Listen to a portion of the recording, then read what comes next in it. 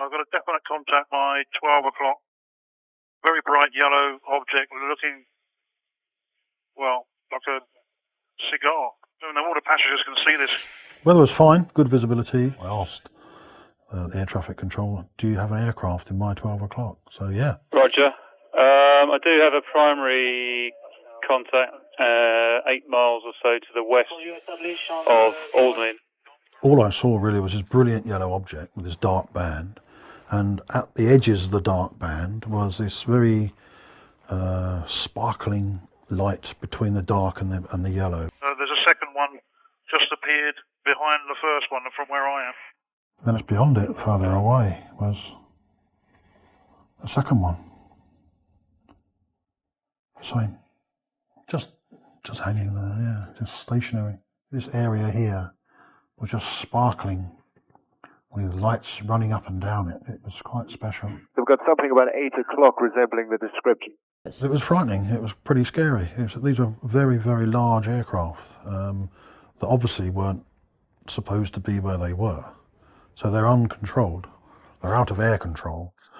So I didn't know where they were going to go, what they were going to do. What happened with the report?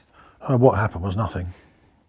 And that's what happens with all the UFO cases. There's nothing to report. There's the normal reply is that it's no threat to British airspace. I've got something unusual, and I was wondering if you all happen to know of anything going on out here. I had a couple of aircraft reported something 300 to 400 foot long, cylindrical and shaped with a strobe. Oh. At 30,000 feet. We don't have anything going on over that I know of. This guy definitely saw it run all the way down the side of the airplane. It's right out of the X-Files. I mean, it's a definite UFO or something like that. Oh, y'all are serious about this. Yeah, he's real serious about it too. And he looked at it, saw it. Holy. Shannon, go ahead. Hey, guy at 39,000 says he sees something at 30,000 that the length is unbelievable and it has a strobe on it. Uh-huh. This is not good. What does that mean? I don't know. It's a UFO. So it's a Roswell crap again. Arcade 5, in the next 2 to 3 minutes, be looking off to your right side. If you see anything about 30,000 feet, one aircraft reported does something.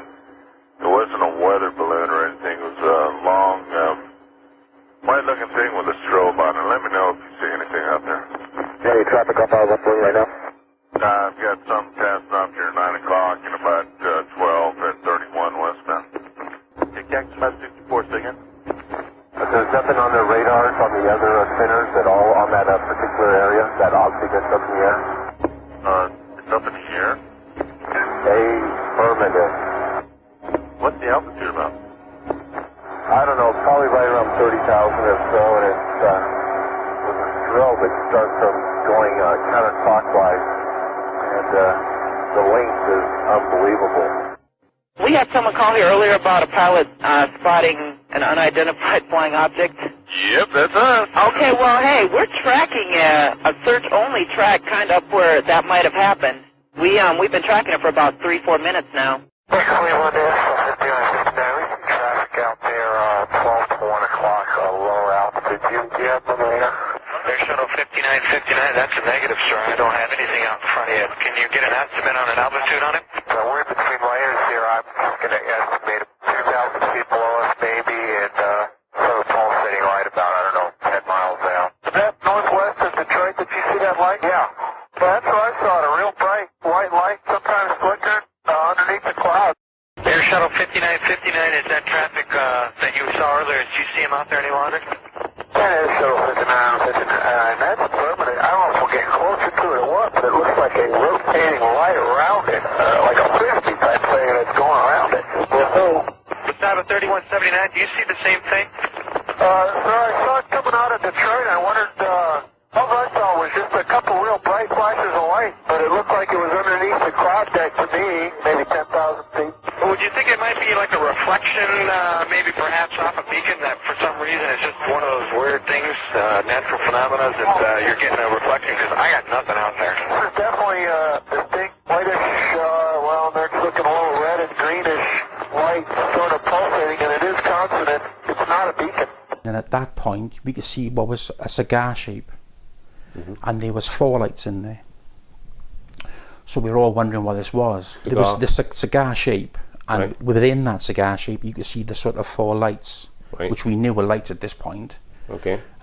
We all decided to get out of the van and have a closer look.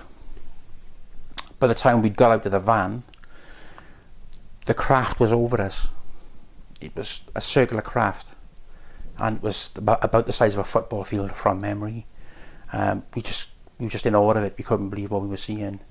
And one of the things that struck me was how fast it had come across from that distance, because I think you can sort of see about 25 miles to the horizon with no interruption. So it had travelled all that distance by the time we got out of the van. We were looking up at it. There were some sort of pylons to the right hand side of us. We'd made our way across there because that's where it was above us there.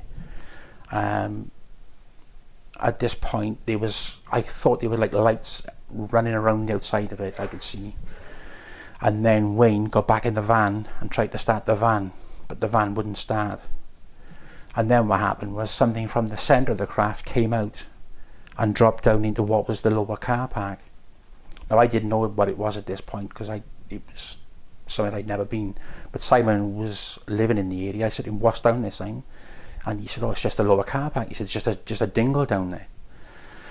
So at this point, this craft shot off and went towards Abergavenny, but didn't build up speed, no sound off it, just went and it was gone. A spaceship grow bigger like that? Huh? It probably moved 100 miles in a matter of a second or two. We were in an extreme awe. It was just like we were kind of like just petrified, just paralyzed, you know. See that now? What is this thing? Brandy asked me, what is it, Dad? I said, this is a spaceship from another world. For 20 minutes, father and daughter watched the amazing sight, believing that the object in the sky was aware of their presence. No kind of aircraft, I'll tell you that. Oh, no. Overwhelming feelings came over me. It almost looked like we were looking into a transparent cloud or something, into another space or dimension. The light wasn't radiating from it. It wasn't reflecting sunlight. It was like its own energy. Tim and Brandy Edwards weren't the only ones to see a strange object in the sky. Some residents of the area reported to have seen a UFO over Salida around the time that Edwards says he did. But for Tim Edwards, this wasn't just a sighting. It was a religious experience, a close encounter with another world. My family had a hard time understanding my feelings, like an electrical charge going through my whole body, but especially my mind, all these profound feelings. Local reporter Arlene Schovold did some digging through local archives and found a history of sightings in this area, stretching back to World War I. In looking through the old newspapers here at the Mountain Mail, I saw a reference to a mysterious airship. The 1917 sighting quoted all of these credible people as having seen this thing, cigar-shaped thing in the sky. And it was seen in the same location as where Tim Edwards saw his. And the description was just exactly like the thing he saw. The spiritualism of the whole event basically kind of like it put me on a mission to get my word out to the world, or the events in Salida, what happened that day. We observed it over 1 minute on the left of our plane, surprisingly totally stationary in the sky, and it disappeared progressively. This large object was below us at the altitude of 35,000 feet. We were at 39,000 feet, at a distance of about 25 nautical miles. The color was red-brown with blurred outlines. The apparent diameter of this object could be compared to the diameter of the moon or the sun. That means that it was about 1,000 feet wide. We had no idea of the structure of the UFO that seemed to be embedded in a kind of magnetic or gravitational field with no lights or visual metallic structure, which gave it a really fuzzy appearance. The most incredible aspect is that it became transparent and disappeared in about 10 to 20 seconds. My co-pilot, Chief Steward, and I quickly realized that what we were seeing didn't resemble anything known to us, and we reported our sighting to RANS Traffic Control. Simultaneously, the radar of the Operational Center of the Air Defense, the CODA, registered a 1-minute spot crossing the track of our plane. When I recorded the estimated position of the UFO on an aeronautical map, I was surprised to realize that its position was near the base of Taverny, which hosts the headquarters of the French Strategic Air Command. This sighting has been studied by the French military Cometa group under the direction of General Donizetti and with the participation of several high-ranking officers of the French defense, as well as by Japan under the French National Space Center, CNES.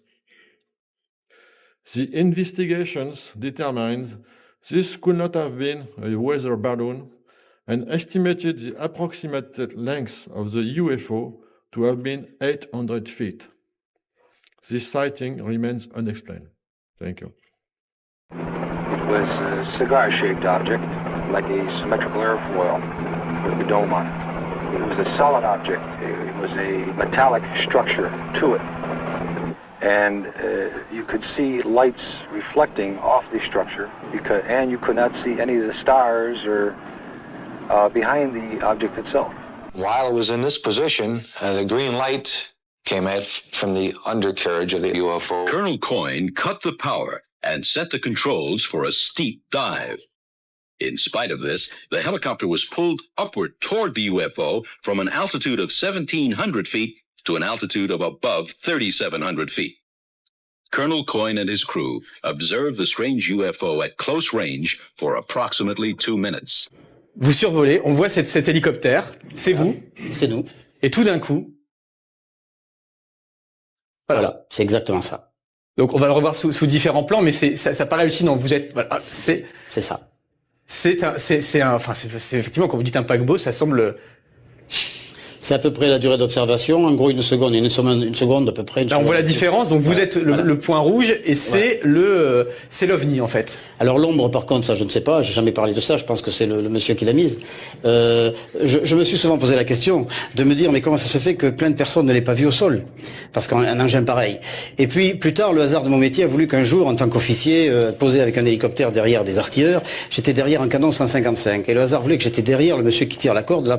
Et quand vous êtes derrière un canon, je vous assure, c'est vrai, vous voyez partir l'obus. Vous êtes derrière, vous voyez un petit point noir qui part. Par contre, quand vous êtes latéral à un obus, enfin à un canon, vous ne voyez pas. Et donc je me suis dit peut-être que c'est parce que ça allait si vite que la rétine ne percevait pas. Delta Sierra Juliet, and confirm you cannot identify the aircraft. Affirmative. Melbourne, Delta Sierra Juliet, it's not an aircraft. It is... Delta Sierra Juliet, Melbourne, can you describe the aircraft? Delta Sierra Juliet, as it's flying past, it's a long shape. Identify more today, it's not speed. Call me right now, Melbourne. And how large would the object be? It seems like it's chasing me. What I'm doing right now is orbiting, and the thing is just orbiting on top of me also. It's got a green light and sort of metallic light. It's all shiny in the airside. It's just vanished. Melbourne, would you know what kind of aircraft I've got? Is it a military aircraft? Delta Sierra Juliet, confirm the aircraft just vanished. Say again? Delta Sierra Juliet, is the aircraft still with you? Delta Sierra Juliet on north, south, fighting from the southwest. Melbourne, that strange aircraft is hovering on top of me again. It is hovering, and it's not an aircraft. Delta Sierra Juliet, Melbourne.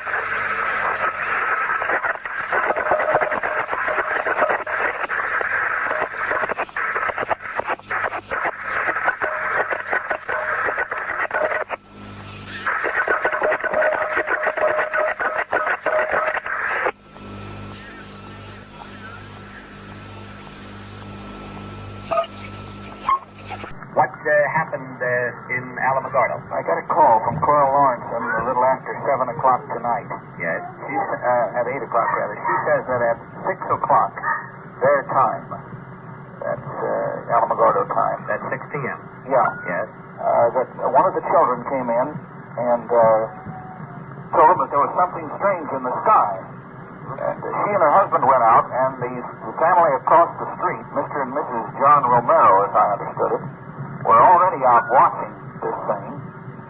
And Mr. and Mrs. Lawrenson went out and watched it, and they had a pair of seven power binoculars. Yes.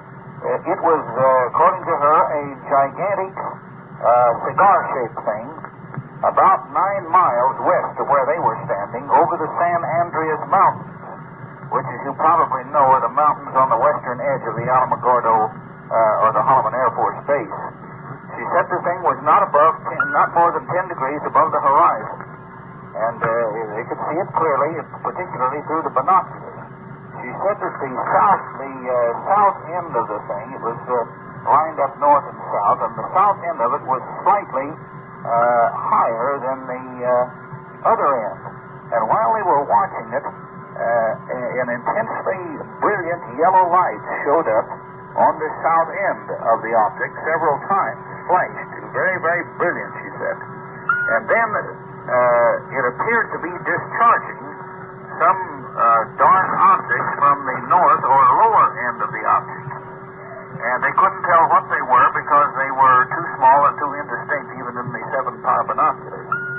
But she indicated to me that she didn't think they were vapor or anything like that.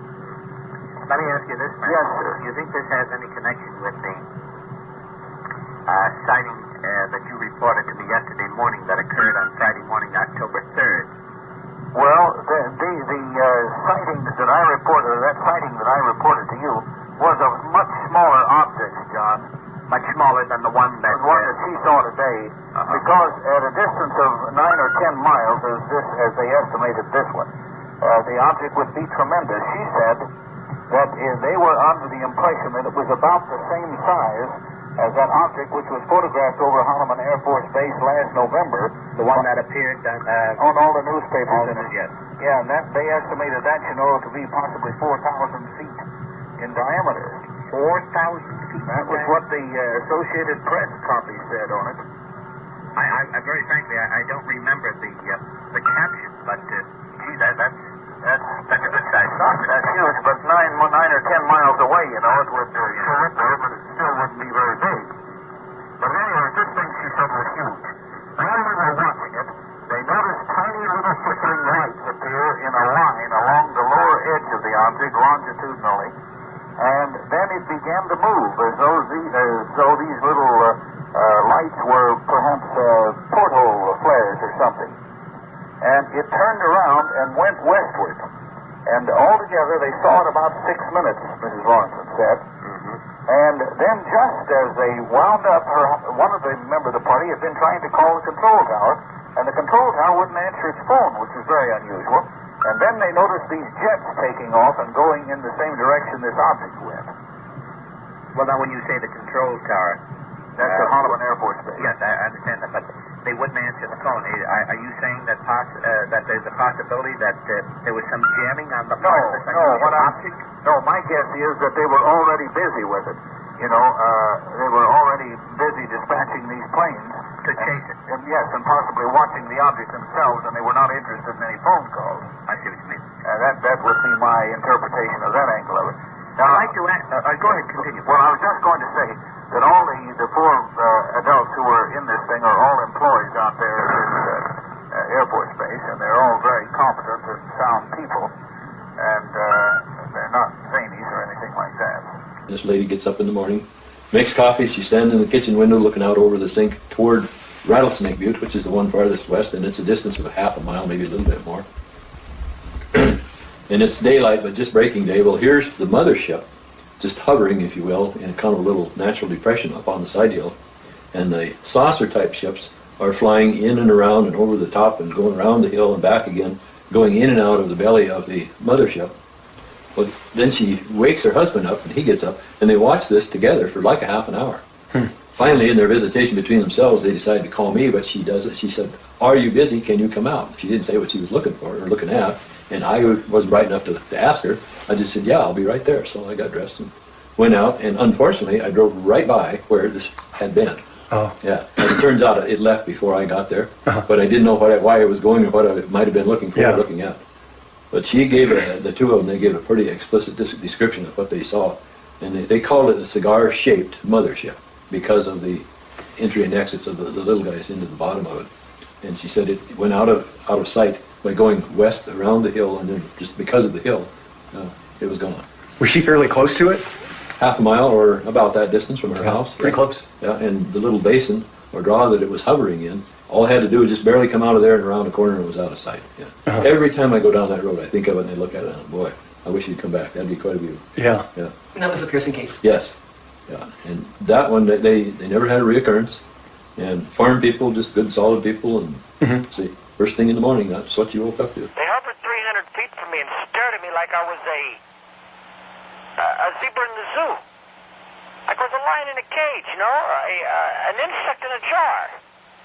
3 craft. Directly overhead? Directly overhead. I saw their faces looking out the windows at me, man, pointing at me with their fingers. We're not talking about one. We're talking about 3 crafts. There's nothing like this ever happened to me in my life. You know what I'm saying? Yeah. They're shrouded in a cloud of mist. And my body wasn't able to move. I was not able to move. Stood there and they hovered about 300 feet from me, the closest one. What'd they look like? I mean, what'd the objects look like? Cigar-shaped. Were they large or small? Giant. I would say the size of a large jet airliner at a minimum. Okay? But no wings or tails.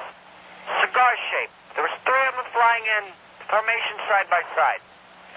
When they stopped over me, the closest one to me raised up so that the next one to him could lower down, so the next one to him could lower down, so that the rows of windows going down the side, all of the, be it however you want to phrase them, people, creatures, whatever, could all see me very plainly.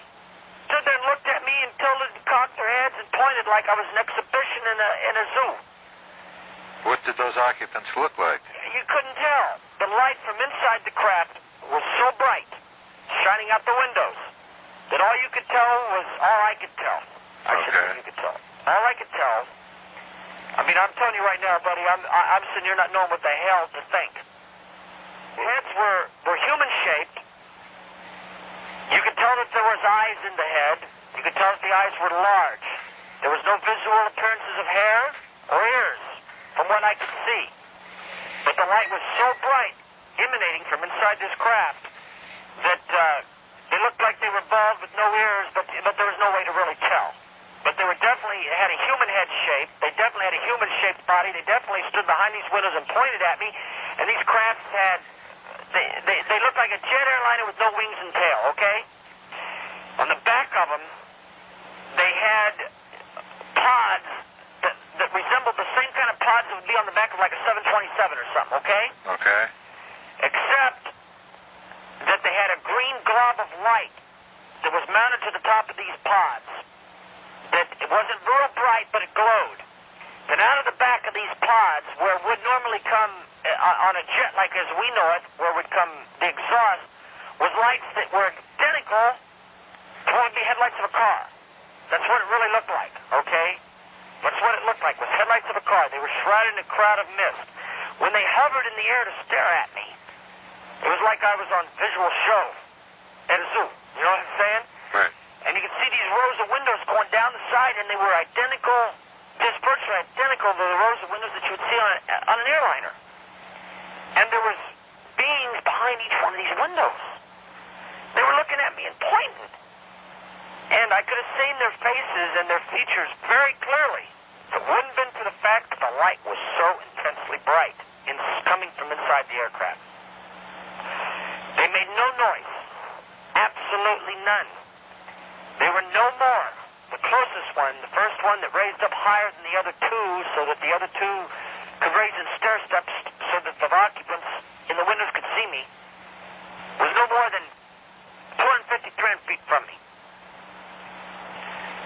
body could not move. I wanted to scream for my girlfriend, my sister-in-law, my mother, and my brother, and the 7 children that were in the house. Come look, too. I was not able to move. I tried to scream. The minute they ceased with looking at me, so to speak, and started to move off without making a sound, and there was no change in these lights that were shining out from behind them. They were just like headlights in fog, okay? Because they were shrouded in mist. They started moving out across the lake at the 51-mile marker here in mid-Missouri. Brother and I jumped in my car then and drove to the top of the hill as these things were going over the lake and on their way out of sight. The sky is totally clear here. There's not a cloud in the sky to speak of. None, okay? These things were clouded in a shroud of mist. 3 of them. Cigar-shaped, pods on the end of them, green glows on the top, shining headlights out the back of these pods just like headlights in the fog of a car. I'm standing on top of the hill with my binoculars looking for them to come back. People are passing me going, you saw it too. I'm going, yeah, I saw it too. What did you see? And I told them what I saw. I told Whiteman Air Force Base, they gave me your number. Who else has reported this? Am I nuts or what's going on out here? No, what time did you see it? God, I don't know. At about 9 o'clock. Okay. I don't know, man. I lost all track of time. I lost all track of anything like that. I mean, I was so... I was so immersed in what was happening here. The last thing I was going to worry about was looking at a goddamn clock.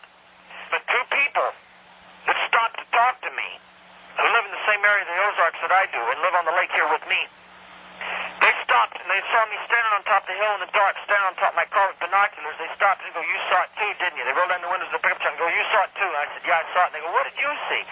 I said, 3 cigar-shaped aircraft hovering in a mist of fog. No noise. They said, that's exactly what we saw. We saw it cross over Highway 7. We pulled off our car, our truck, off the side of the road, shut off our motor, shut off our headlights, got out with our cameras. And you know what really bugged me about it? They told me they were unable to remove the lens caps off their camera. And that was the only thing. Do you know those people? Yeah, I do know them personally. They're my neighbors. I don't know them personally. We live in the Lake of the Ozarks where a lot of people are vacationers. They come down here only on the weekends during the summer. Lake of the Ozarks, I don't know where you're from. Where the hell's 206 area code? Washington. Okay. I don't know these people. I've never met them before personally. They are full-timers here like we are. Okay. We're in an area. Lake of the Ozarks is 110 miles long. We got 1,400 some odd miles of shoreline. It's the vacation capital of the Midwest. So a lot of people, they retire and they live down here. This was a retired couple. A lot of people, they're only down here on weekends during the warm months. Okay? These people live down here. They stopped and got out and tried to photograph it. And the only thing that really bugged me out, what they said was, they go, but we couldn't get the lenses off our camera. Why couldn't they? Now this really bugged me because I'm going to tell you what, buddy. Whatever these 3 things were, and I'm not necessarily a believer in Jesus, and I ain't necessarily a believer in UFOs, but I'll tell you what, I saw 3 things as big as jet airliners hover 300 feet above my head atop the trees here in the woods around my house. And they hovered there without a sound in a cloud of mist, and as they stopped dead, the mist thinned out enough that I could see that there was windows going down the side of these things. You know what, it gave me the idea, like a Carnival Cruise or something, you know? And these things were looking at me, out the windows, in all 3 crafts. I was like on display all of a sudden. Did you hear any sound? No sound. Not a sound. And none of us that saw it down here, and I've got quite a few witnesses, not necessarily just people that are in my household and my family around here, but other witnesses that all live in these houses around here. There's a bunch of us that saw it. And I called Whiteman, and they told me their phone was ringing off the wall. And they even accepted my collect call about it to hear what I had to say. I called and I said, hey, I said, I don't know if they know what's going on, but operator, I said, you tell them this is a collect call from a person who just had, although this sounds movie-ish, a close encounter of the second kind. And they accepted my collect call and talked to me, transferred me to some big shot up there at Whiteman Air Force Base at the radar. Okay. And he goes, yeah, he says, our phone's ringing off the wall from Kansas City to Camdenton. Now, I live about 20 miles as the bird flies out of Camdenton. Okay, when these craft took off, did the mist reappear around them? It never left them. Okay. It was like continuously there. What color was that mist?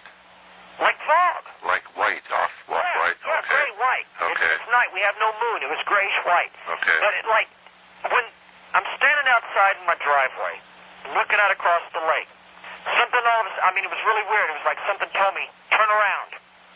And and my body all of a sudden reverts around, and as it does, I look up in the sky, and just like out of the movie, like a poltergeist or something, man. I mean, this isn't even real. I don't know how I can even talk to you about this, but I got to talk to somebody. This cloud of mist, steam, fog, whatever you want to call it, just comes rolling up over the tops of the trees, and it's so thick and so low that it's engulfing the tops of the tree limbs. And I'm looking at it, and as I look at it, I see these three things that look like car headlights in a row. They're facing due west, but they're moving east. And I'm going, what the hell? There's no cars up there that can be doing that. And all of a sudden, they cease to move. And when they cease to move, the fog began to thin. Okay. As the fog thinned, you could see lights. You could see the shape. You could see these craft. Now, I don't know what color they were, but they appeared in the dark sky. And at this time, the reason I say I think they were dark green is because these lights shining out the back of them were so bright that they illuminated the mist, okay? The fog or whatever. Yes. The fog gave the appearance that these craft were a dark green color, but they could have been dark blue, they could have been dark, they weren't dark, but they were a dark color. They were undoubtedly, beyond any shadow of a doubt, they were cigar-shaped. There was no cockpit windows as cockpit windows would be in a jet as we know it. The only windows went down the side like an airliner's windows. And then there was pods on the back that really resembled pods that a jet engine would have on the back of like a 727 or something. Okay. And on top of them, there was a round circle of green glowing light, not real intensely bright, but glowing emerald green. Obviously like some kind of a round dome-shaped projectile that sat on top of the made light. Now, out of the back of these pods, now the pods were pointed on the front. And if the mist was enough, I can't describe the exact appearance of them, but they looked more or less like they were pointed on the front. I couldn't see a dark spot in the front of them like an air intake, as a jet engine as we know it. But the back of them was definitely flat as far as I could see because this beam of light came out that looked just like a headlight in the fog of an automobile. There was no tails on them. There was no wings. They made no noise. And whatever was on board was peeking out the windows like people looking out the windows of a bus. You know what I'm saying? Did you have a chance to count the number of those lighted openings? Well, there again, I couldn't move my body. I couldn't even. I'm 20 feet from a plate glass window, a picture window, from where everybody was sitting in here watching TV. I wasn't, for some reason, and this is what scares me the most, or what's got me upset the most, is I wasn't able to scream to anybody in the house. My body froze dead still. I wasn't able to move. As these things hovered there, dead still in the air, I couldn't move until they started to move away. When they started to move away, then all of a sudden I could move again. There was at least, to give you a minimum, 15, 20 is minimum. Okay. I'd say 30 is maximum. Windows down the side, directly resembling portal windows of a jetliner. But to be honest with you, I'm so upset from the situation, I can't tell you if they were square around. Okay. And the light was coming out of them so brightly that it would be hard to tell you if they were square or round. There was an incredible light coming out of the inside of the thing. But the light undoubtedly showed the fact that there was beings, creatures, whatever you want to term it, behind each and every window, looking out and pointing. So, I mean, there were several of them that were pointing at me. Like I was an exhibit at the zoo. An aquarium. And they stopped there dead, and what really got me was the way they hovered into a stair-step position. The closest one moved up, the middle one moved down a little, and the one on the farthest from me moved down even yet to where it damn near touched the treetops here. Now we're talking this craft was 6 feet over the trees, and its mist was covering, engulfing the trees on top of the hill above me. 200 feet, 300 feet above me. Okay. And they moved down in stair steps so that all three craft, I looked at all three rows of windows, down all three craft, and I could see these occupants, whatever you want to term them, in all three windows. And all three sets of windows going down these crafts. And they were looking at me. They were staring at me. They were definitely, I don't know, you read about these things in the papers and shit. They were definitely humanoid looking. Okay. As far as I could see, they had had arms that they could point at me, like you and I would point at something. Look at that ant on the ground. They had heads that were shaped like ours. As far as whether or not they had ears or they had hair, I have no idea. The light was too bright. But they undoubtedly had two eyes. You could see these areas that appeared dark. They appeared very dark where their eyes were. It was darker than it was like, even though the light was so intensely bright, you could see that there was undoubtedly two eyes. I don't know how to explain it to you the way it looked, but you could see that, you know, there was undoubtedly two eyes on every head. And they were undoubtedly carrying on a conversation because the way their heads were pointing and looking at each other while they pointed, you know, you could tell these things were talking about the fact that I was standing down there on the ground. Okay. Any estimate of length on those objects? Of what? How long they were? Well, I'll tell you what. At a minimum, because I'm a traveling salesman, I've done a lot of flying. At a minimum, if you peel the wings and tail off a 747, you got it. Okay. I mean, off a 727. On a maximum, if you peel the wings and tail off a 747, you got it. But no hump, no cockpit windows. Only windows going down the side. Okay.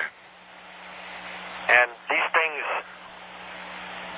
well, not only did me and a whole bunch of my neighbors see them, I apparently saw them the closest of all of us.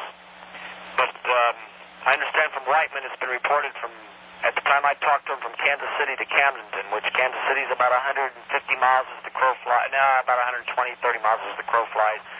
Camden's about 20 miles as the crow flies. It's got thousands of reports on it. They even accepted my call collect. I couldn't believe it.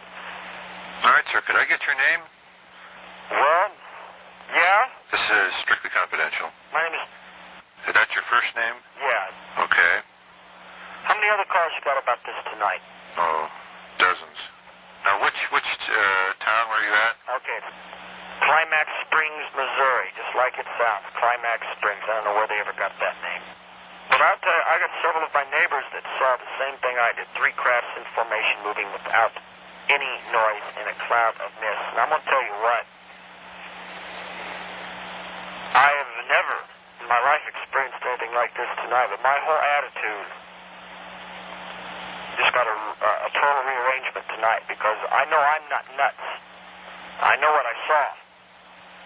I was stone sober, and I don't do drugs or anything like that. I'm a man with 4 kids. I know what I saw, and I know what my retired neighbors across the way saw. I know what my mother saw. I know what all the rest of us down here on this part of the lake saw. We all saw the same thing. Whatever this thing was, I'll guarantee you the Air Force don't have no machines like this. My brother-in-law's in the Air Force big time, and he sent me pictures of the SR-71 Blackbird before they were even supposed to exist. And America don't have nothing like this. You know what I'm saying? Right. Whatever this was, it wasn't Russian or American. And so it leaves the mind up to have to decide what the hell it definitely was. But I'll guarantee you what. Whatever these things were, they were large, they were silent. Why they were covered in mist, I don't know, but the cloud of mist moved along with them. You understand what I'm saying? Right. It preceded them as they moved through the sky. The noses of these craft never broke this cloud of steam or mist, whatever you want to call it. It constantly preceded them. And as this thing moved through the sky, it made no noise, and it was, each one of them was definitely loaded with multiple occupants that were staring out windows. They were looking out their windows, sightseeing, man. These things were sightseeing. Whatever they were sightseeing. And they stopped so close to me to look at me, and I could see no seams. They were close enough that I could see no seams, no rivets, no plates on this craft. The skin of this vehicle was totally smooth. Totally smooth. And it was matte. There was no shine. It was flat textured. Okay. No shine. But whatever it was, man, I'm going to tell you what, it was real bizarre. Definitely cigar-shaped, but it had these 2 pods on the back that shine out lights like flashlight beams. And they were awful damn close to me. Awful damn close. It scared the shit out of me. Did you hear any or feel any increase of temperature in the air at the time? Not that I recognized, but I'm telling you what, I was so scared. I don't know if I'd have noticed it if there was. Okay. I was so scared, I don't know if I noticed it if there was. But I can tell you this, that they were close enough to me that the steam cloud that surrounded these craft perpetually as they moved through the air covered the trees in my yard, covered the trees all over my hill. And that's no kidding, because that third one, when it dropped down far enough for that its windows could look out at me too, it was virtually touching the tops of the tree tops on top of my hill here. And I'm almost to the top of the hill. I'm about 50, 60 feet off the lake. And the top of the hill is probably 150 feet from me where it crests. Did you see any movement on the top of the tree at all? No. Okay. There was no movement of anything but these craft. But they were moving slow, my man. Okay. I'm telling you, these things did not move fast. They idled away, so to speak. You understand what I'm saying? Yes. And when they came into view for me, they were like idling into view. And when they idled into view, like something, like it was really bizarre. I mean, something, all of a sudden, for some reason, my body just turned around and looked up. And then I just saw this cloud of mist boil up, like right out of a movie or something. It didn't look real. And when it boiled up and moved over, then you saw these things move into view. And then they all of a sudden moved into view, they stopped. And then when they stopped, the mist thinned. And then they moved into this stair-step position so that all three of them could look out the windows of all three of these crafts. And they stood there and stared at me. I don't know how long that was. I don't know whether they stared at me for 15 seconds or whether they stared at me for 15 minutes. Because the problem was, I had just loaded the fireplace with wood, I put on my coat, and I walked out the bottom story of my house. Everybody else was upstairs. I walked out and went out to the driveway. So I don't know how long I was standing out there in the driveway with them staring at me. But I do know that I was trying to yell and scream for everybody inside the house, and I was not able to. And I was not able to yell and scream until they got through with looking at me, so to speak, and started to move away. The minute, I mean the very instant, that those crafts started to move away and started initiating a forward movement again, then all of a sudden my body had moved. And that's when I ran right now and started screaming, God, everybody, come out here right now. I mean, I was screaming like a madman. Come out here, see this right now, because I thought I was nuts. I thought I had lost my mind. I mean, I was freaking out. I said, come out here and look at this right now. And everybody, I was so hysterical that everybody ran out immediately, and they all saw him too. And a whole bunch of people in our area did. And then that's when my brother and I went up on top of the hill. He got scared. He was so scared he came back down the house. He wouldn't even wait up there with me. Okay, how many other people saw that? What's the total number? Well, in my family alone, 10. Okay. Because everybody's here this weekend. I mean, I got 4 kids. My brother's got 3. I mean, I'm not 20 years old, okay? What is your age? 34. Okay. But then I stood up on top of the hill with my binoculars, and I'm looking around the horizon, and this pickup truck drives up, sees me standing there, and they stop, they roll down the window, and the first thing they said to me was, you saw it too, didn't you? And I said, yeah, I saw something. What'd you see? And we go, oh, well, we don't know, what did you see? And they were like real apprehensive, you know? And I said, well, I'm not sure what I saw. I said, but I saw something float through the sky. They said, so did we. They said, how many of them did you see? I said, I saw 3. They said, so did we. I said, in a cloud of mist? They said, yeah. I said, where'd you see them? And then they opened up a little more after it was obvious that we had both agreed on what we had saw. And they said they were sitting down around Climax Springs, and they saw the crafts hover across 7. This is a retired couple now. They're both gray-haired. And they proceeded to tell me that they shut off when they saw them, they realized that something was strange with the crafts, the fact that the lights were shining the opposite direction that the crafts were moving. That they stopped their truck, shut off the lights, put it in park, shut off the motor, and got out. When they realized that they heard no engine noise, they tried to get their cameras. For some reason, and this is what the strangest thing that struck me about what they said was, they go, but we couldn't get our lens caps off the cameras. Now, that seems real strange.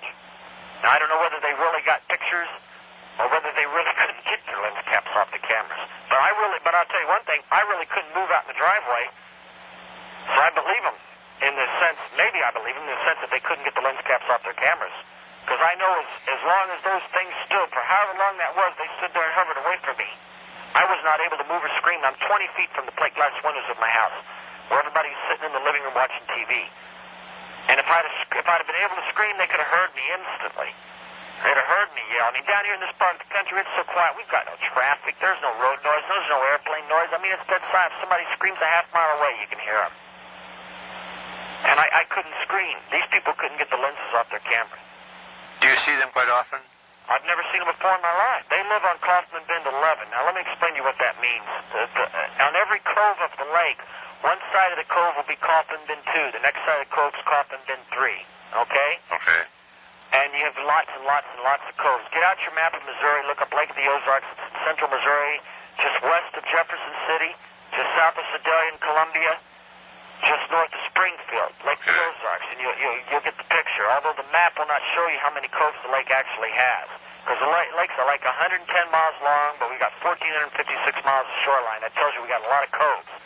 So the map doesn't tell you all the coves. Now, in our area, this was Kaufman Bend. And the first cove is Kaufman Bend 1, the other side of the cove, the north side of the cove is Kaufman Bend 2. Then the next cove you come to, the south side of the cove is Kaufman Bend 3, the north side of the cove is Kaufman Bend 4. Savvy? Right. Well, I'm Kaufman Bend 7. These people live on Kaufman Bend 11. Okay. So they live just, they live 4 coves or so up from me, whatever the case may be. But they definitely stopped and tried to photograph it. But they tell me they weren't able to. Now, I don't know whether they were just telling me that because they really weren't able to, but they tell me they couldn't get the lenses. They said they were not able to remove the lenses from their cameras. And I know that I wasn't able to yell to my family inside the house until the craft started to move away. And the minute they started to move away, my body could move again. And man, the first thing I did was run in the house and start screaming, God, everybody, get out here now and look at this. And I brought all the 4 adults out there, and of course, one of the children is way too young, but the other 6 of the children all saw it too. In fact, the children that ranged in ages from 6 to 10 were so scared I had to really give some rationalized countenances for what it meant. Okay. These are children that go to church. They don't understand what UFOs are about. Me, myself, I don't go to church, but my mother and the rest of them are real religious. They go to church every weekend, Sabbath school. They don't, their comprehension is Jesus was born 2,000 years ago, and we're they don't grasp things like the fact that somebody else may live on another planet that makes us look ignorant. And I'm going to tell you what, after tonight, I believe it wholeheartedly that somebody's somewhere out there, because I'm going to tell you what, whatever these things were, I know I don't have hallucinations. I know I don't have hallucinations. I know what I saw, and even if I did have hallucinations, all my neighbors don't have the same exact hallucination. Right. Not all my neighbors. Right. Some of my neighbors don't have the same exact hallucination. My brother, my girlfriend, my mother, my sister-in-law, and my kids aren't going to have the same hallucination. I got 4 kids. They all saw it. And, it shook them up big time. They don't, they don't comprehend stuff like that. When they see something like that, they think of the day the earth stood still or something, Okay.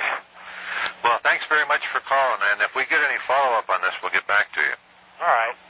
I'd be real interested in knowing just what the hell it was. I'd be interested in knowing who else in my area saw it. Okay. Have a good evening. Thank you again.